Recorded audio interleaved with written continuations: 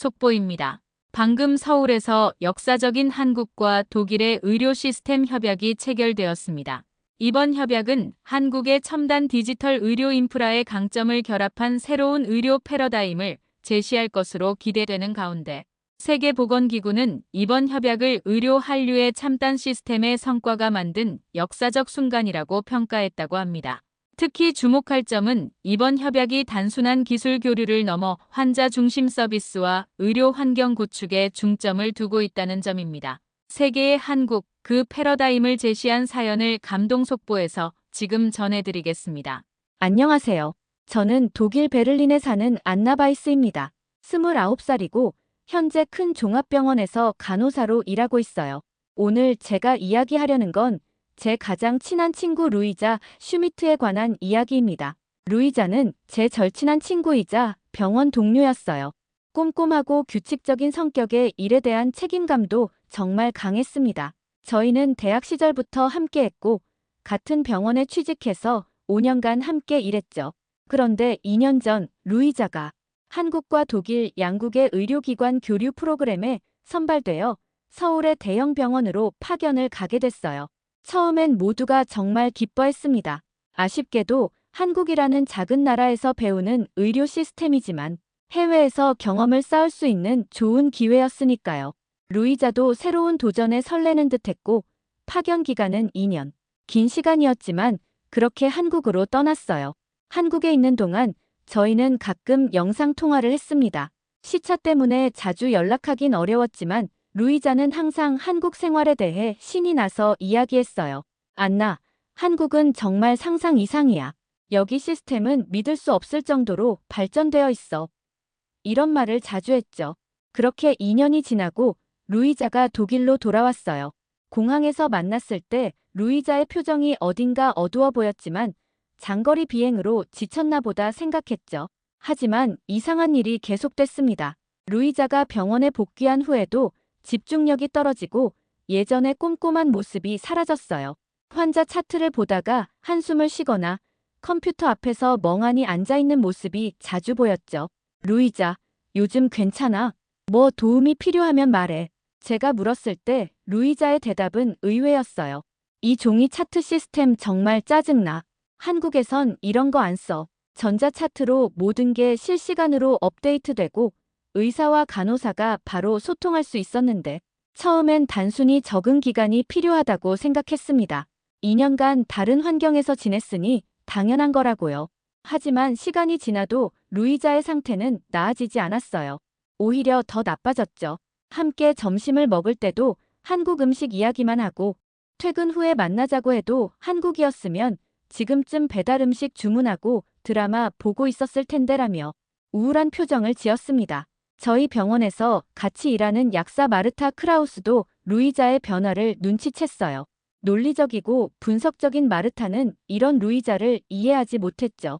뭐가 문제인지 모르겠어. 독일은 세계 최고의 의료 시스템을 갖춘 나라야. 그런데 루이자는 마치 한국이 천국이고 독일이 후진국인 것처럼 말해. 마르타가 어느 날 저에게 불만을 토로했어요. 저도 점점 답답해졌습니다.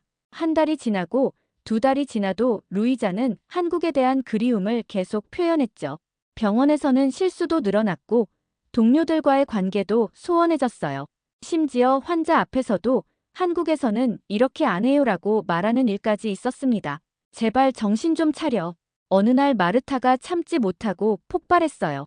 내가 계속 이럴 거면 차라리 한국으로 다시 돌아가.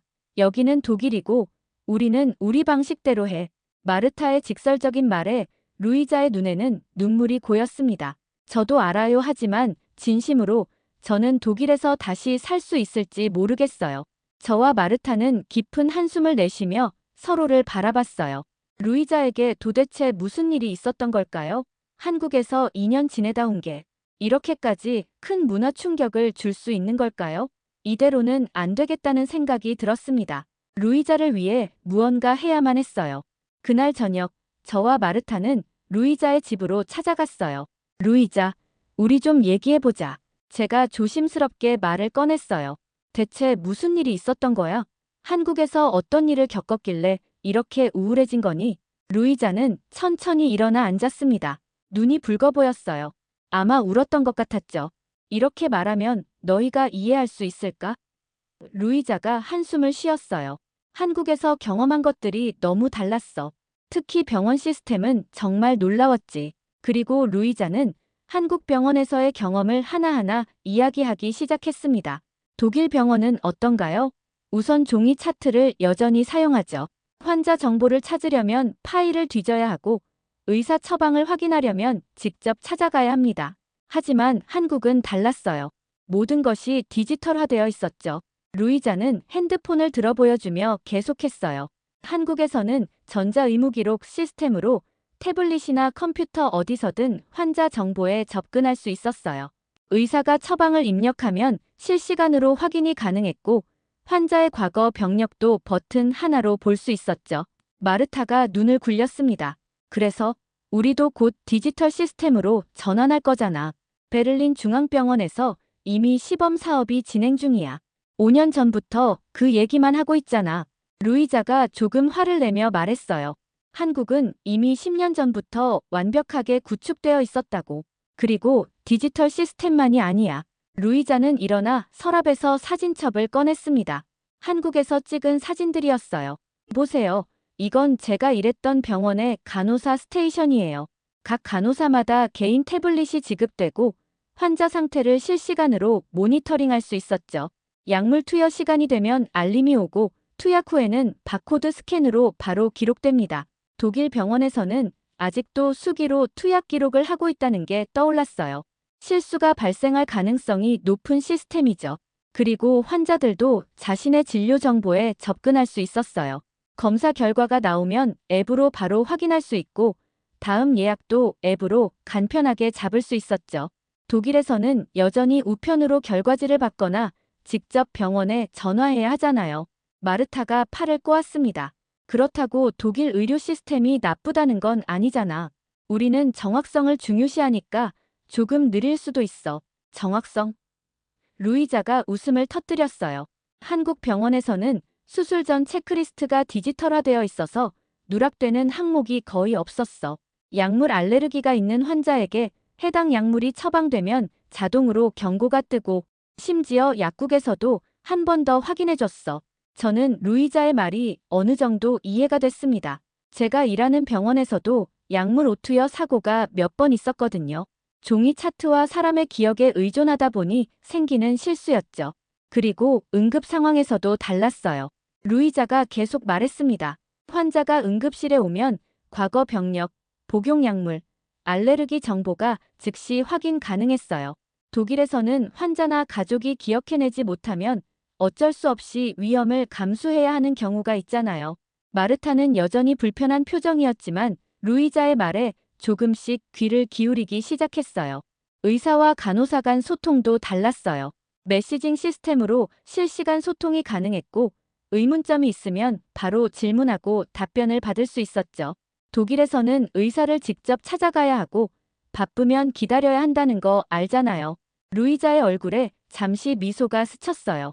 한국 의료진들의 팀워크도 인상적이었어요. 환자 케어에 관해서는 모두가 적극적으로 의견을 냈죠. 매주 사례 회의를 통해 어려운 케이스를 함께 고민했고요. 저는 루이자의 말을 들으며 점점 한국 의료 시스템에 호기심이 생겼습니다. 정말 그렇게 발전된 시스템인지 아니면 루이자의 과장인지 궁금해졌어요. 그리고 한국 병원의 시설도 정말 좋았어요. 간호사 휴게실이 제대로 갖춰져 있었고 직원 식당 음식도 훌륭했죠. 독일에서는 우리가 어떻게 지내요? 좁은 탈의실이 휴게실 역할도 하고 점심은 각자 해결해야 하잖아요. 루이자의 말을 들으며 저희가 당연하게 여겼던 독일 의료 시스템의 불편함이 하나둘씩 떠올랐어요. 야간 근무 후 제대로 된 휴식 공간도 없이 의자에서 쪽잠을 자야 했던 때, 환자 정보를 찾느라 허비한 시간들. 한국에서 일할 때는 정말 간호사로서 케어에 집중할 수 있었어요. 행정 업무가 줄어들고 환자와 더 많은 시간을 보낼 수 있었죠. 이제 독일로 돌아와서 이 비효율적인 시스템에 다시 적응하려니 너무 힘들어요. 루이자의 목소리가 흔들렸습니다. 진심으로 힘들어하고 있다는 게 느껴졌어요. 가끔은 한국으로 돌아가고 싶다는 생각이 들어요. 거기서는 제가 더 나은 간호사가 될 수 있을 것 같아서요.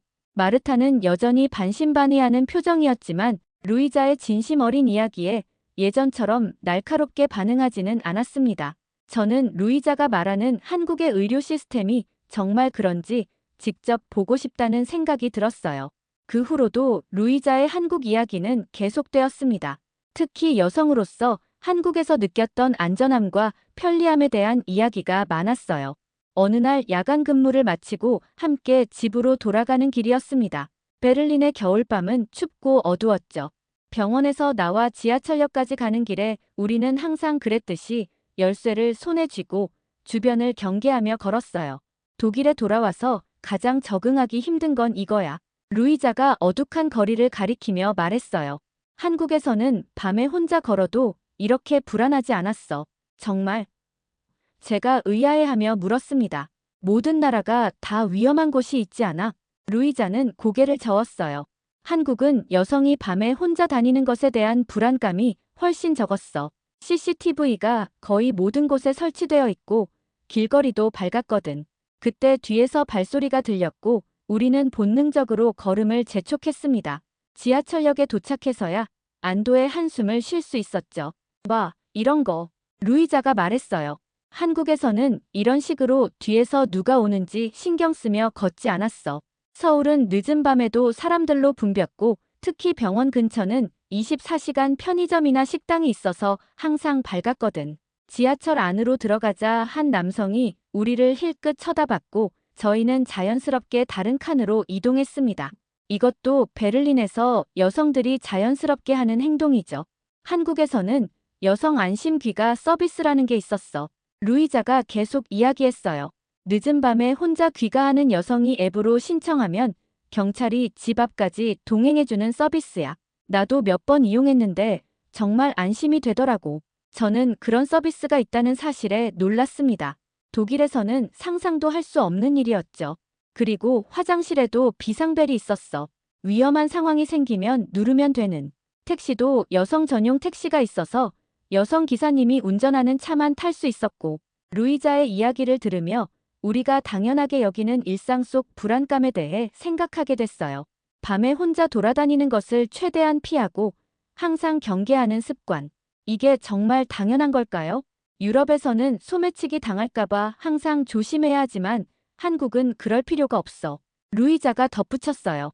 한국에서는 카페에 노트북이나 핸드폰을 두고 화장실에 다녀와도 괜찮았어. 아무도 가져가지 않았거든. 독일에서는 상상도 할 수 없는 일이지. 마르타가 믿기지 않는다는 표정으로 물었습니다. 과장하는 거 아니야? 어떤 나라든 범죄는 있기 마련이잖아. 처음엔 나도 그렇게 생각했어 하지만 한국에서 느껴지는 일상의 안정감이 달랐어. 심지어 누가 시비를 거는 경우도 드물었지. 우리 집 근처 역에 도착했고 다시 어두운 거리로 나갈 시간이 됐습니다. 루이자는 한숨을 쉬었어요. 한국에서는 병원 야간 근무를 마치고 집에 갈 때도 이렇게 불안하지 않았어. 지하철이 밤늦게까지 다니고 역에서 집까지 가는 길도 밝았거든. 심지어 늦게까지 열린 가게들도 많아서 거리가 한적하지 않았고 집에 도착해서 문을 열기 위해 열쇠를 찾는 동안 루이자는 또 한국 이야기를 꺼냈습니다. 한국에서는 디지털 도어락이 기본이었어. 열쇠를 들고 다닐 필요도 없고 분실할 걱정도 없었지.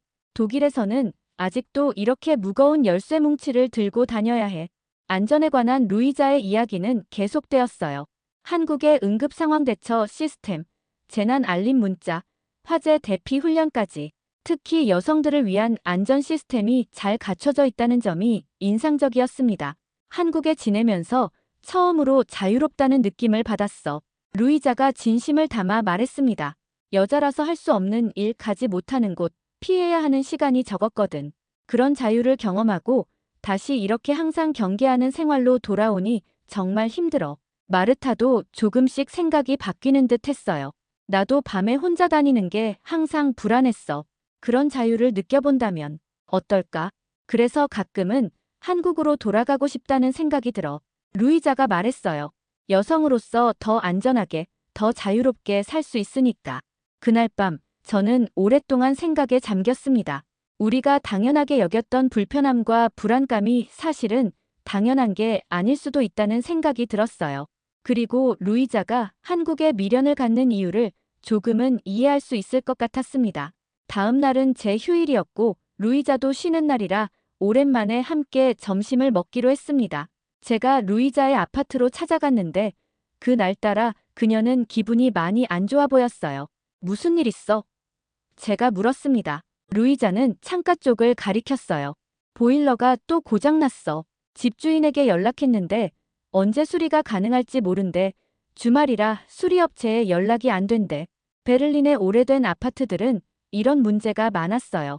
수도관이 터지거나 보일러가 망가지면 수리하는데 최소 몇 주씩 걸리곤 했죠. 한국에서는 이런 일이 거의 없었어. 루이자가 한숨을 쉬었어요. 아파트든 원룸이든 시설 관리가 철저했거든. 문제가 생기면 대부분 당일에 해결됐어. 24시간 관리실이 있어서 급한 상황에서도 도움을 받을 수 있었지. 저는 모든 것이 완벽한 나라는 없다고 생각했지만 루이자의 말투에서 진심이 느껴졌습니다. 그리고 인터넷도 달라. 그녀가 계속해서 말했어요. 여기 인터넷 설치하는데 2주가 걸렸잖아. 한국에서는 신청하면 보통 다음 날이면 기술자가 와서 설치해줬어. 속도도 엄청 빨랐고. 게다가 와이파이도 얼마든지 쓸 수 있어. 널린 게 와이파이야. 믿을 수가 없네요. 유럽에선 와이파이를 쓰기 위해선 특정 장소로 이동해야 했고, 그나마 속도도 제한되어 있어서 오래 쓸 수가 없거든요. 심지어 비용도 지불하기도 한답니다. 우리는 가까운 카페로 향했습니다. 가는 길에 이웃이 현관문 앞에서 열쇠를 찾느라 애쓰고 있었어요. 와, 이것도 그래. 루이자가 작은 목소리로 말했습니다. 한국에서는 대부분 디지털 도어락을 사용해. 열쇠를 잃어버릴 걱정도 없고 비밀번호만 알면 들어갈 수 있어. 일부 신식 아파트는 스마트폰으로 문을 열 수도 있었어. 카페에 도착해서 자리를 잡고 앉았습니다. 주문을 위해 30분 정도 기다려야 했어요. 독일 카페의 일반적인 풍경이죠. 한국에서는 테이블에 QR코드가 있어서 직접 주문하고 결제까지 할 수 있었어. 루이자가 말했어요. 기다릴 필요도 없고 실수로 다른 메뉴가 나올 일도 없었지. 커피가 나왔고 계산을 위해 현금을 꺼냈습니다. 독일은 여전히 현금 사용률이 높은 나라예요. 한국에서는 거의 모든 곳에서 카드나 휴대폰 결제가 가능했어. 라고 루이자가 말했습니다. 심지어 작은 노점상에서도 QR코드로 결제할 수 있었어. 현금을 들고 다닐 필요가 거의 없었지. 그녀는 잠시 생각에 잠기더니 웃음을 지었어요. 가장 놀라웠던 건 배달 문화야. 거의 모든 음식을 배달시킬 수 있었어. 한밤중에도 치킨이나 분식을 주문하면 30분 내로 도착했지. 그것도 별도의 배달 앱으로 위치 추적까지 가능하게. 사실 저도 독일의 느린 배달 시스템에 불만이 있었습니다. 피자 한 판 주문해도 1시간은 기본으로 기다려야 하니까요. 게다가 배달 가능한 음식도 제한적이었죠. 정말 모든 음식을 배달시킬 수 있었어? 제가 궁금해서 물었어요. 거의 모든 것. 루이자의 눈이 반짝였습니다. 한식, 중식, 일식은 물론이고 카페 디저트, 아이스크림, 심지어 편의점 물품까지. 새벽에 급하게 필요한 물건이 있어도 배달 앱으로 주문하면 곧바로 가져다 줬어. 이건 정말 상상하기 어려웠어요. 독일에서는 대부분의 가게가 초저녁이면 영업을 끝내고 일요일에는 아예 열지를 않는 곳이 대부분이니까요. 급한 물건이 필요해도 구할 방법이 없죠. 24시간 편의점도 정말 편리했어. 루이자가 계속했어요. 우리처럼 밤 근무가 많은 간호사에게는 축복 같은 존재였지. 야간 근무 후 아침에 필요한 것들을 살 수 있고 간단한 식사도 할 수 있었어. 독일에서는 밤에 갑자기 뭐가 필요하면 어떻게 해? 다음 날까지 기다려야 하잖아. 커피를 마시며 루이자의 이야기를 듣다 보니 우리가 독일에서 당연하게 여기는 불편함이 많다는 생각이 들었어요. 매장에 제한된 영업시간, 현금 위주의 결제, 느린 배달 시스템, 교통 시스템도 달랐어. 루이자가 이어서 말했습니다. 서울의 지하철은 정확하게 시간을 지켰고 앱으로 실시간 위치 확인이 가능했어. 밤늦게까지 운행했고 심야 버스도 있었지. 베를린은 주말밤이면 대중교통 이용하기가 정말 불편하잖아. 맞아요. 베를린의 주말밤 지하철은 간격이 길고 자주 지연되고 취객들로 가득 차 불편한 경우가 많았죠. 엘리베이터도 차이가 컸어. 루이자가 웃으며 말했어요. 독일 아파트 엘리베이터는 없는 경우가 많지만 그나마 있는 곳은 오래된 구식이라 좁고 느리고 자주 고장나잖아. 한국의 아파트 엘리베이터는 넓고 빠르고 거의 고장나지 않았어. 특히 고층 아파트는 층별로 엘리베이터가 나뉘어 있어서 대기 시간도 짧았지. 저희 아파트 엘리베이터가 한 달에 한 번씩은 고장나는 걸 생각하니 부러웠습니다. 쇼핑도 훨씬 편리했어. 루이자가 회상하듯 말했어요. 온라인으로 주문하면 대부분 다음날 배송되었고 마음에 들지 않으면 쉽게 반품할 수 있었어. 독일은 배송에 일주일씩 걸리는 경우도 있잖아. 루이자는 핸드폰을 꺼내 사진을 보여주었습니다. 깔끔하게 정리된 원룸 사진이었어요. 이건 내가 살던 원룸이야. 작았지만 모든 게 갖춰져 있었어. 냉장고, 세탁기, 에어컨, 전자레인지, 인덕션까지. 심지어 옷장과 책상도 기본으로 있었지. 독일에서는 빈방에 모든 가구를 직접 사서 설치해야 하잖아. 독일 임대 문화의 불편함이 떠올랐어요. 이사할 때마다 모든 가구를 옮기거나 새로 구입해야 하는 번거로움. 때로는 조명기구조차 없는 빈방을 임대받는 상황. 무엇보다 난방 시스템이 정말 좋았어. 루이자의 목소리에 그리움이 묻어났어요. 바닥 난방이 기본이라 발이 항상 따뜻했지. 독일처럼 라디에이터로 덮이는 게 아니라 바닥 전체가 따뜻했어. 겨울에 맨발로 돌아다녀도 전혀 춥지 않았어. 베를린의 추운 겨울에 항상 양말을 신고 슬리퍼를 신고 때로는 담요를 둘러야 하는 상황이 떠올랐습니다. 화장실도 달랐어. 대부분 비데가 설치되어 있었고 욕실 바닥에 배수구가 있어서 샤워 후에 물이 고이지 않았어. 환기 시스템도 좋아서 습기가 빨리 제거됐지. 독일 아파트는 샤워 후에 곰팡이 걱정을 항상 해야 하잖아. 잠시 침묵이 흘렀고 루이자는 깊은 한숨을 내쉬었습니다. 이런 일상의 편리함이 처음에는 사소해 보였어. 하지만 2년간 그런 편리함에 익숙해지니 다시 독일로 돌아와서 이 모든 불편함을 감수하는 게 너무 힘들어. 집에 돌아왔다는 안도감보다는 왜 이렇게 불편한 곳으로 돌아왔지? 하는 생각이 더 많이 들어. 루이자의 말을 들으며 우리가 당연하게 여겼던 일상의 불편함이 실은 당연한 게 아닐 수도 있다는 생각이 들었어요. 그리고 이런 사소한 차이들이 모여 루이자를 우울하게 만들었다는 걸 이해할 수 있었습니다. 한국이 그립구나. 제가 루이자의 손을 잡으며 말했어요. 그래, 루이자가 미소 지었습니다. 가끔은 정말 돌아가고 싶어. 이런 내 마음을 이해해줘서 고마워, 안나. 그날 저녁, 저는 마르타에게 전화해서 루이자와 나눈 대화에 대해 이야기했어요. 마르타도 조금씩 루이자의 상황을 이해하기 시작한 것 같았습니다. 우리가 뭔가 해줄 수 있을까? 마르타가 물었어요. 그때 제 머릿속에 아이디어가 떠올랐습니다. 있어. 우리가 한국에 가보는 건 어때? 루이자가 그토록 사랑한 나라를 직접 경험해보면 어쩌면 그녀를 더 잘 이해할 수 있을지도 몰라. 처음에는 마르타도 망설였지만 루이자를 돕기 위해 결국 동의했어요. 다음 날, 우리는 루이자에게 이 계획을 이야기하기로 했습니다. 다음 날 병원 점심시간, 저와 마르타는 루이자를 구석 테이블로 불러냈어요. 루이자의 표정은 여전히 우울해 보였습니다. 아침부터 종이 차트를 정리하며 한숨을 자주 쉬었다고 하더군요. 루이자, 우리가 너에게 제안할 게 있어. 제가 조심스럽게 말을 꺼냈어요. 루이자는 의아한 표정으로 고개를 들었습니다. 뭔데? 우리 셋이서 한국 여행을 가자. 제가 한 번에 말했어요. 너의 이야기를 들을수록 그 나라에 대해 궁금해져. 내가 왜 그토록 한국을 그리워하는지 직접 경험해보고 싶어. 루이자의 눈이 커졌어요. 정말, 너희가? 마르타는 여전히 약간 회의적인 표정이었지만 고개를 끄덕였습니다. 솔직히 나는 아직도 내 말이 과장된 것 같아. 선진국인 독일보다 한국이 그렇게 좋을 리가 없다고 생각하거든. 하지만 직접 보고 판단하고 싶어. 루이자의 얼굴에 오랜만에 진짜 미소가 번졌어요. 정말 너희가 한국에 간다고? 언제?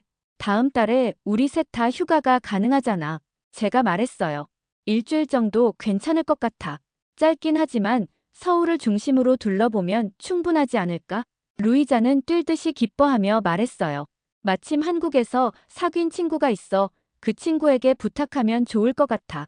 내가 일했던 병원의 간호사인데 정말 많은 도움을 받았어. 오호. 제가 눈썹을 들어 올렸어요. 마르타는 조금 불편한 표정이었습니다. 나는 소아과에서 실습할 때 아시아계 인턴 의사와 안 좋은 경험이 있어. 너무 자기 주장만 내세우고 위계 질서에 집착하더라고. 모든 아시아인들이 다 그런 건 아니겠지만 루이자가 고개를 저었어요. 한국인 친구는 정말 달라. 오히려 내가 한국어를 배우려고 할 때 정말 많이 도와줬어. 그럼 결정된 거네? 제가 물었어요. 다음 달에 한국으로. 루이자는 환하게 웃었습니다. 몇 달 만에 보는 진짜 미소였어요. 정말 고마워, 너희들. 내가 왜 그토록 한국을 사랑하게 됐는지 이해하게 될 거야. 그날 이후 루이자는 확실히 달라졌어요. 여전히 독일 시스템에 완전히 적응하지는 못했지만 한국 여행의 계획을 세우며 활기를 되찾았습니다. 매일 저녁 우리는 모여서 여행 계획을 세웠고 루이자는 열정적으로 가볼 만한 곳들을 추천했어요. 드디어 출발 날이 되었습니다. 인천국제공항에 도착했을 때 첫인상부터 달랐어요. 넓고 깨끗한 공항, 효율적인 입국 절차, 그리고 무엇보다 깨끗한 화장실이 인상적이었습니다. 와, 이런 게 한국이야. 루이자가 자랑스럽게 말했어요. 공항 화장실이 이렇게 깨끗한 나라가 얼마나 있겠어. 공항에서 나와 공항 철도를 타는데 다시 한번 놀랐어요. 정확한 시간에 출발하는 열차, 깨끗한 객실, 그리고 영어 안내방송까지. 한국의 대중교통은 정말 대단해. 시간을 정확히 지키고 어디든 쉽게 갈 수 있어. 게다가 교통카드 하나로 지하철, 버스 모두 이용할 수 있지. 서울역에 도착했을 때 한국인 친구가 우리를 기다리고 있었어요. 키가 크고 단정한 외모의 30대 남성이었습니다. 루이자를 보자마자 환한 미소를 지었죠. 다시 보게 되어 반가워. 한국에 온 걸 환영해. 그리고 저와 마르타에게 고개를 숙여 인사했습니다. 안나, 마르타 만나서 반가워요. 루이자에게 많은 이야기 들었어요. 도유는 준비해온 작은 선물들을 우리에게 건넸어요. 한국 전통 디자인의 손거울이었는데 각자 다른 색상으로 세심하게 선택된 것 같았습니다. 이건 한국의 전통 손거울이에요. 여행 중에 유용하게 쓰셨으면 해요. 도윤이 미소 지으며 말했습니다. 이 작은 배려에 저는 감동했어요. 마르타도 예상보다 따뜻한 환영에 경계심이 조금 누그러진 듯 했습니다. 지하철을 타면서도 감탄사가 연신 나왔어요. 연착되는 일 없이 제 시간에 도착하고 무엇보다 스크린도어가 인상적이었어요. 아마도 승객들의 안전을 위한 배려겠죠? 게다가 밝고 환한 내부는 쾌적했고 무엇보다 냄새가 안 났어요. 유럽의 지하철은 각종 음식 냄새에 쓰레기들 때문에 항상 눈살이 찌푸려졌거든요. 서울 시내를 지나는 동안 고층 빌딩들과 밝은 거리, 그리고 깨끗한 도로가 인상적이었습니다. 독일의 도시들과는 확실히 다른 분위기였어요. 내일부터 본격적인 서울 투어를 시작하면 좋겠어요. 도윤이 제안했습니다. 우선 병원 견학을 할까요? 루이자가 일했던 곳을 보여드리고 싶어요. 정말 좋겠네요. 제가 대답했어요. 루이자가 그토록 칭찬하던 한국 의료 시스템이 궁금해요. 게스트하우스에 도착해서 체크인을 하는데 디지털 도어락에 지문 인식까지 있어서 놀랐습니다. 객실은 작았지만 모든 것이 갖춰져 있었고 무엇보다 바닥이 따뜻했어요. 이게 바로 루이자가 말하던 온돌이구나. 마르타가 맨발로 바닥을 느끼며 말했어요. 바닥에 앉아보니 세상에 이렇게 따뜻한 온돌이 존재하다니요. 그날 밤 저는 창문을 통해 서울의 밤 풍경을 바라봤어요. 멀리 보이는 고층 빌딩들의 불빛, 늦은 시간에도 생기 있는 거리.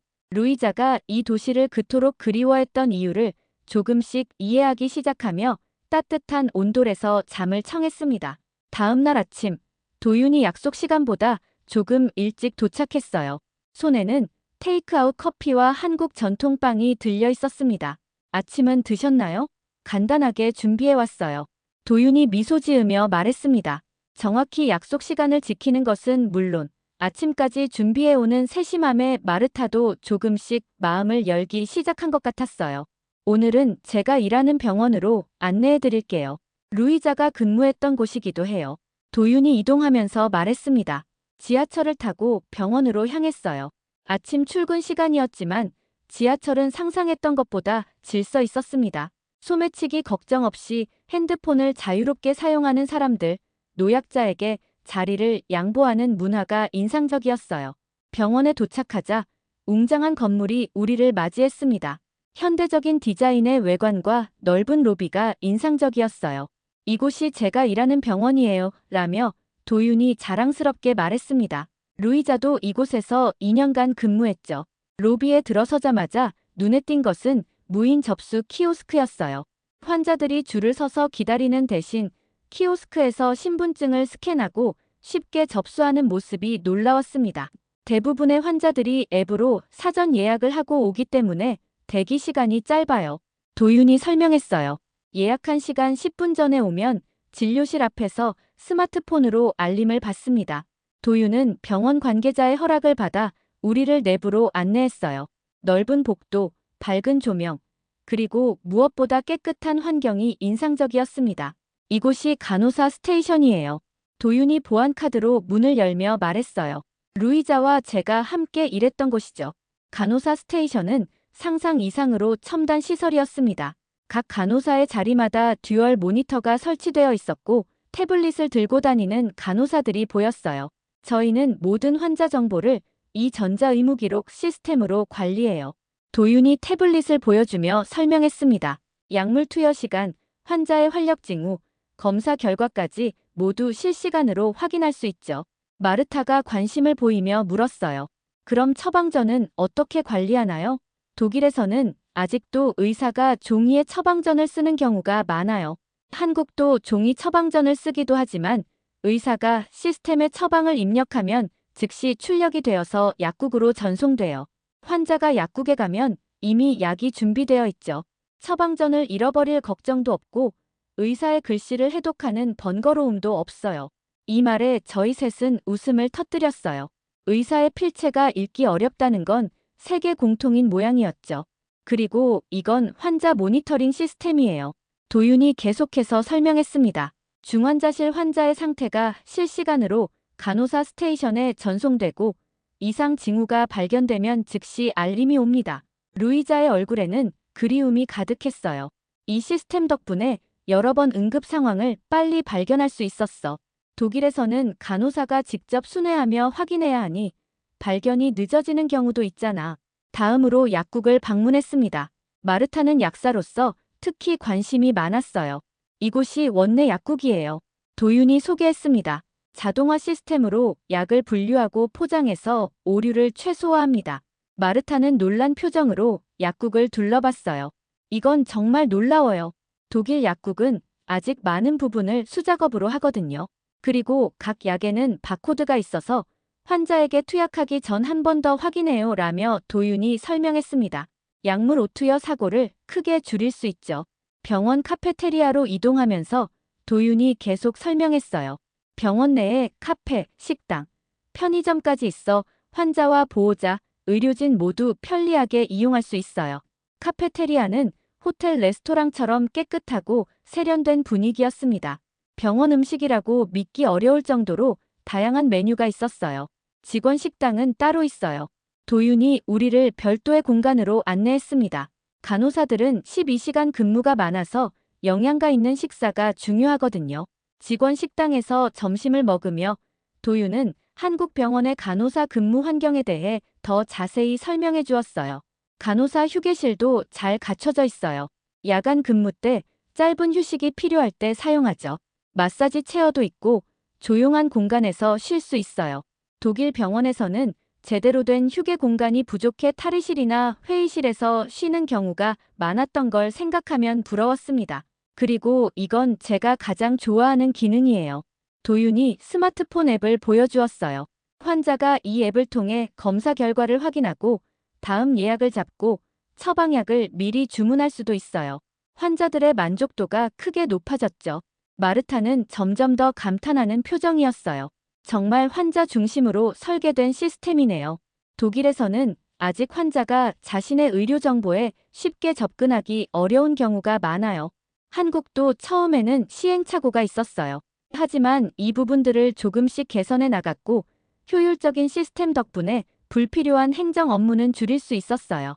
루이자는 도윤의 말에 고개를 끄덕였어요. 그래서 독일로 돌아와서 가장 힘들었던 건 이런 효율성의 차이였어. 독일에서는 환자 케어보다 행정 업무에 더 많은 시간을 쏟아야 하니까. 병원 투어를 마치고 나올 때 저는 루이자가 왜 그토록 한국 의료 시스템을 그리워했는지 조금 더 이해할 수 있었어요. 단순히 첨단 기술 때문만이 아니라 그 시스템이 환자와 의료진 모두를 배려하는 방식으로 설계되었기 때문이었죠. 마르타도 생각이 많아 보였어요. 정말 인상적이네. 독일이 배울 점이 있어 보여. 다음은 어디로 갈까요? 도윤이 우리에게 물었어요. 오늘 병원 투어만으로도 정말 인상적이었어요. 제가 대답했습니다. 이제 어디를 가면 좋을까요? 도윤이 미소 지었어요. 이왕 온 김에 한국의 다른 편리한 시설들도 보여드리고 싶어요. 특히 여성들을 위한 공간들이 많거든요. 그렇게 우리는 도윤의 안내로 서울 시내로 향했습니다. 지하철을 타고 이동하는 내내 마르타는 병원에서 본 것들에 대해 계속 이야기했어요. 약사로서 자동화된 조제 시스템이 특히 인상적이었다고 했죠. 독일에서는 약 조제 오류가 꽤 발생해요. 수작업으로 하다 보니 실수할 가능성이 높거든요. 마르타가 말했어요. 저런 시스템이 있다면 환자 안전이 크게 향상될 텐데. 루이자는 만족스러운 표정으로 고개를 끄덕였어요. 내가 왜 한국 의료 시스템을 그리워했는지 조금이라도 이해됐으면 좋겠어. 강남역에 도착하자 번화한 거리가 우리를 맞이했어요. 고층 빌딩들 사이로 다양한 상점과 카페가 즐비했죠. 도윤은 우리를 특별한 건물로 안내했습니다. 이곳은 여성 전용 공간이에요. 도윤이 설명했어요. 헬스장, 사우나, 네일샵, 카페까지 모두 여성만 이용할 수 있는 곳이죠. 건물에 들어서자 세련된 인테리어와 편안한 분위기가 인상적이었습니다. 로비에는 여성들만 있었고 안전하고 편안한 느낌이 들었어요. 여성 전용이라니 정말 특별하네요. 제가 말했어요. 독일에도 여성 전용 헬스장이 일부 있지만 이렇게 다양한 서비스를 한 건물에서 제공하는 경우는 드물어요. 한국에는 여성만을 위한 공간이 많아요. 도윤이 설명했습니다. 여성들이 안전하게 운동하고 휴식하고 사교할 수 있는 장소죠. 특히 늦은 시간에 이용하는 여성들이 많아요. 루이자가 고개를 끄덕였어요. 독일에서는 밤에 헬스장 가는 게 불가능하잖아. 특히 돌아오는 길이. 여기서는 그런 걱정 없이 이용할 수 있어서 좋았어. 도윤은 우리에게 원데이 패스를 구해주었고 잠시 헬스장과 라운지를 둘러볼 수 있었어요. 모든 시설이 깨끗하고 현대적이었으며 무엇보다 편안한 분위기가 좋았습니다. 다음으로 도윤이 우리를 카페로 안내했어요. 테이블에 앉자 QR코드를 스캔해 메뉴를 확인하고 주문하는 시스템이 인상적이었습니다. 이런 QR 주문 시스템은 거의 모든 식당과 카페에서 볼 수 있어요. 기다릴 필요 없이 주문하고 결제도 앱으로 할 수 있죠. 마르타가 눈을 동그랗게 뜨며 물었어요. 그럼 여기서는 지갑을 들고 다닐 필요가 없겠네요? 거의 없어요. 도윤이 웃으며 대답했습니다. 대부분의 결제는 스마트폰으로 가능하고 심지어 작은 노점상에서도 QR코드 결제를 받아요. 음료가 나오고 우리는 편안하게 대화를 나눴어요. 도윤은 한국의 여성 안전 시스템에 대해 더 자세히 설명해 주었습니다. 한국에는 여성 안심 귀가 서비스가 있어요. 늦은 밤에 혼자 귀가하는 여성이 앱으로 신청하면 경찰이 집 앞까지 동행해 주죠. 여성 안심 택시도 있고 주택가에는 여성 안심 귀갓길이라고 CCTV와 비상벨이 설치된 길도 있어요. 저는 깊은 감명을 받았어요. 그런 서비스가 있다면 밤에 혼자 다니는 공포가 훨씬 줄어들겠네요. 독일에서는 상상하기 어려운 서비스예요. 공중화장실에도 비상벨이 있어요. 루이자가 덧붙였어요. 위험한 상황이 생기면 바로 누를 수 있죠. 여자 화장실 내부에는 몰래카메라 감지기도 있어서 안심하고 이용할 수 있고요. 카페에서 나와 우리는 근처 상점가를 둘러봤어요. 밤이 되자 거리는 더욱 활기차졌고 많은 여성들이 혼자서도 자유롭게 쇼핑을 즐기는 모습이 보였습니다. 한국에서는 밤늦게까지 영업하는 가게가 많아요. 도윤이 설명했어요. 특히 여성 의류나 화장품 매장은 밤 10시, 11시까지 영업하죠. 퇴근 후에 쇼핑을 즐기는 여성들이 많거든요. 다음으로 도윤은 우리를 한 특별한 장소로 안내했어요. 한강변의 야경이 아름다운 공원이었습니다. 이곳이 한강공원이에요. 서울 시민들이 휴식을 취하는 장소죠. 밤 9시가 넘은 시간이었지만 공원에는 여전히 많은 사람들이 있었어요. 조깅하는 사람들, 자전거를 타는 사람들, 친구들과 돗자리를 펴고 음식을 나누는 사람들. 특히 눈에 띈 것은 많은 여성들이 혼자서도 편안하게 운동을 하거나 산책을 즐기고 있다는 점이었어요. 밤에도 이렇게 안전하게 공원을 이용할 수 있다니 놀라워요. 마르타가 감탄했어요. 베를린에서는 해가 지면 공원에 혼자 가는 건 상상하기 어려워요. CCTV와 공원 순찰, 그리고 비상벨 덕분에 안심하고 이용할 수 있어요. 완벽하게 안전한 곳은 없지만 적어도 여성들이 일상적인 활동을 제약받지 않도록 노력하는 사회죠. 한강 야경을 배경으로 우리는 잠시 쉬었어요. 내일은 서울의 다른 명소도 구경하고 마지막 날에는 특별한 곳으로 안내해 드릴게요. 호텔로 돌아가는 길, 우리는 지하철을 이용했어요. 밤 11시가 넘은 시간이었지만 지하철은 여전히 운행 중이었고 많은 사람들이 이용하고 있었습니다. 한국의 지하철은 자정까지 운행해요. 그 이후에는 심야 버스가 있고 안전한 택시 서비스도 있죠. 호텔 앞에 도착했을 때 도윤은 우리에게 작은 선물 봉투를 건넸어요. 각자에게 한국 전통 디자인의 손수건과 작은 화장품 세트였습니다. 한국의 작은 선물이에요. 여행 중에 유용하게 쓰셨으면 해요. 도윤이 선물을 건네며 말했어요. 이런 세심한 배려에 저와 마르타는 감동했습니다. 특히 마르타는 도윤에 대한 처음의 선입견이 완전히 바뀐 듯 했어요. 정말 고마워요. 마르타가 진심으로 말했습니다. 호텔 방으로 돌아와 우리는 오늘 경험에 대해 이야기를 나눴어요. 루이자의 얼굴에는 오랜만에 행복한 미소가 가득했습니다. 이제 내가 왜 한국을 그리워했는지 조금은 이해가 되니? 루이자가 물었어요. 저와 마르타는 고개를 끄덕였습니다. 단 하루 만에 우리의 생각이 크게 바뀌었어요. 특히 여성으로서 느끼는 안전함과 편리함은 생각보다 큰 가치였습니다. 루이자, 내가 한국을 사랑하게 된 이유를 이제 조금은 알겠어. 제가 진심으로 말했어요. 그날 밤, 저는 창밖으로 보이는 서울의 불빛을 바라보며 생각에 잠겼습니다. 루이자가 독일로 돌아와 우울해했던 이유가 단순한 향수병이 아니라 여성으로서 경험한 자유와 안전, 그리고 효율적인 시스템에 대한 그리움이었음을 이해할 수 있었어요. 여행의 마지막 날, 도윤은 우리를 특별한 장소로 안내했어요. 남산타워가 보이는 전망 좋은 카페였습니다. 창가 자리에 앉아 서울 전경을 내려다보니 도시 전체가 한눈에 들어왔어요. 서울의 아름다움을 한눈에 볼 수 있는 곳이죠. 커피를 마시며 우리는 여행 동안의 경험에 대해 이야기를 나눴어요. 한국에서의 짧은 경험이었지만 정말 인상적이었어요. 마르타가 말했어요. 특히 병원 시스템은 독일이 배울 점이 많다고 생각해요. 제가 고개를 끄덕였습니다. 여성으로서의 안전함과 자유도 정말 부러웠어. 밤에도 편하게 돌아다닐 수 있다는 건 정말 큰 가치야. 도윤 루이자가 말을 이으려는 순간 마르타가 갑자기 앞으로 몸을 기울였어요. 잠깐만요. 마르타가 예상치 못하게 말을 꺼냈어요. 평소 조용하고 분석적이던 마르타의 적극적인 태도에 우리 모두 놀랐습니다. 마르타는 잠시 망설이더니 도윤을 바라보며 조심스럽게 말을 꺼냈어요. 도윤, 이번 한국 여행을 통해서 한국의 의료 시스템이 얼마나 대단한지 알게 되었어요. 마르타의 목소리에 열정이 실렸습니다. 독일 의료 시스템은 오랜 역사와 전통이 있지만 디지털화와 효율성 측면에서는 많이 뒤처져 있어요. 그래서 우리는 당신에게 한 가지 부탁하고 싶은 게 있어요. 당신네 나라의 의료 시스템을 우리가 배울 수 있게 도와줄 수 있나요? 마르타의 제안에 저도 놀랐어요. 평소 전통을 중시하고 변화를 꺼리던 마르타가 이런 대담한 제안을 하다니요. 그만큼 한국 의료 시스템에 깊은 인상을 받았나 봅니다. 저와 마르타는 서로를 바라봤어요. 루이자가 느꼈던 것처럼 마르타도 이번 한국 여행을 통해 독일의 시스템이 얼마나 불편하고 고칠 부분들이 많은지 인정하게 되었습니다. 우리 모두 긴장된 표정으로 도윤을 바라봤습니다.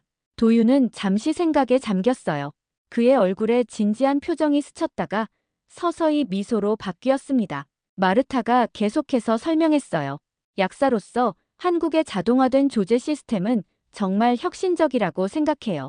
이런 시스템이 독일에 도입된다면 약물 오류를 크게 줄일 수 있을 거예요.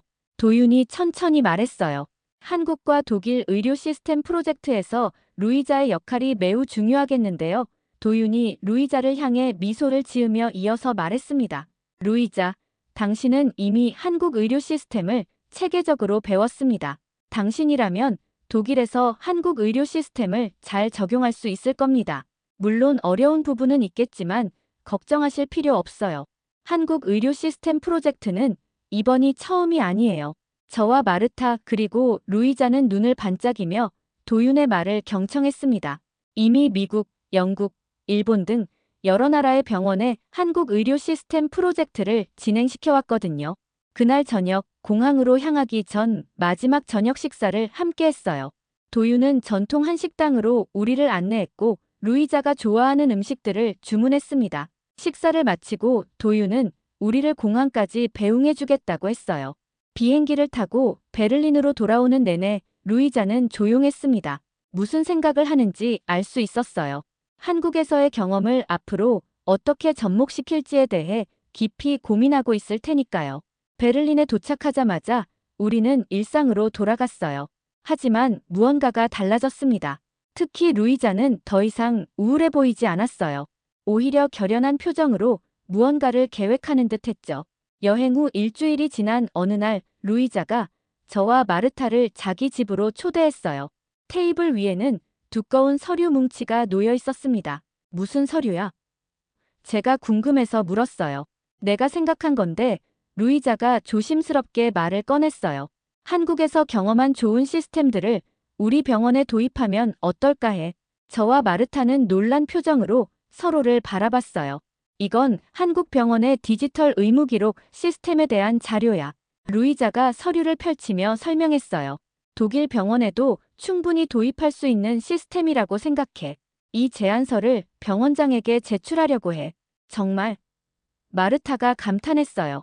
그런 변화를 가져올 수 있을까? 쉽지 않겠지만 시도해볼 가치는 있어.